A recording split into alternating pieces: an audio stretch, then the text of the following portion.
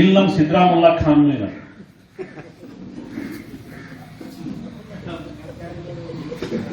ಈ ಗ್ಯಾರಂಟಿ ಕೊಟ್ಟುಗುಟ್ಟಿಗೆ ಇವತ್ತು ನಮ್ಮ ಸರ್ಕಾರಿ ನೌಕರಿಗೆ ಕೊಡ್ಲಿಕ್ಕೆ ಪಗಾರ ಇಲ್ಲ.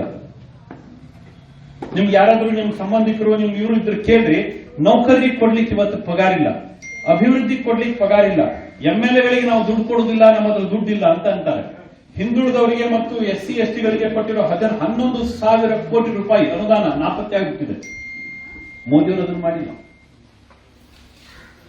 ಹಿಂದುಳಿದವರಿಗೋಸ್ಕರ SC ST ಗಳಿಗೆ ಇಟ್ಟಿರೋ 11,000 ಕೋಟಿ ರೂಪಾಯಿ ಇದ್ದಕ್ಕಿದ್ದಂತೆ ನಾಪತ್ತೆ ಆಗಿದೆ ಕರ್ನಾಟಕದಲ್ಲಿ. ಇವತ್ತು ಗಲಾಟೆ ನಡೆದಿದೆ.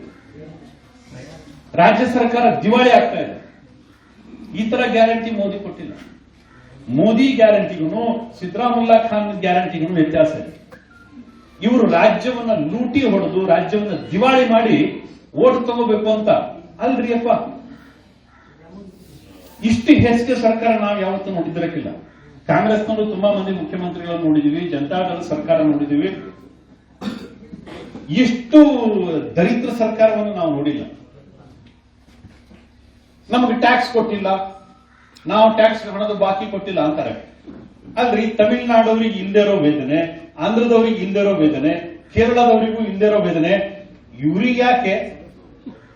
ಅವ್ರು ಕೇಳಬೇಕಿತ್ತಲ್ಲ. ಅನ್ಯಾಯ ಮಾಡಿದ್ರೆ ನೀವು ಬಿಜೆಪಿ ಅವರಲ್ಲ ಅಂತ ಮೋದಿ ಅವರು ಅವರಿಗೂ ಕೂಡ ನಿಮಗೆ ಅಭಿವೃದ್ಧಿಗೆ ಹಣ ಕೊಡುದಿಲ್ಲ ಅಂತ ಕಳಿಸ್ಬೇಕಿತ್ತಲ್ಲ. ಅವ್ರಿಗೆ ಕೊಟ್ಟಿಲ್ಲ ಯಾಕೆ? ಅವರಿಗೆಲ್ಲರೂ ಸರಿ ಆಗ್ತಾ ಇದೆ. ಇಲ್ಲಿ ನಮ್ಮ ಸಿದ್ದರಾಮುಲ್ಲಾ ಖಾನ್ ಅವರಿಗೇನೆ ಈ ತೊಂದರೆ ಯಾಕೆ?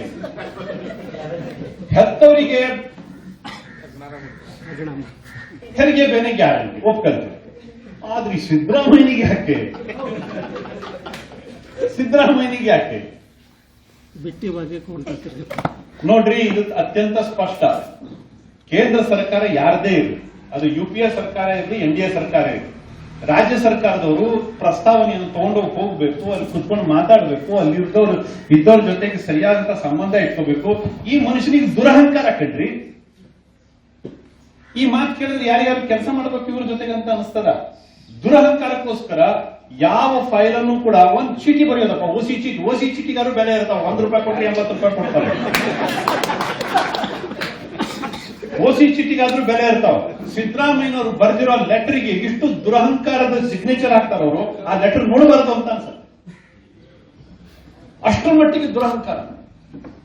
ಕೊಡಬೇಕು, ಏನ್ ನಿಮ್ಮ ಅಪ್ಪಂದ ಆಸ್ತಿ, ನಾವು ಕೊಟ್ಟಿರೋ ದುಡ್ಡಿಗೆ ಲೆಕ್ಕ ಕೊಡ್ರಿ.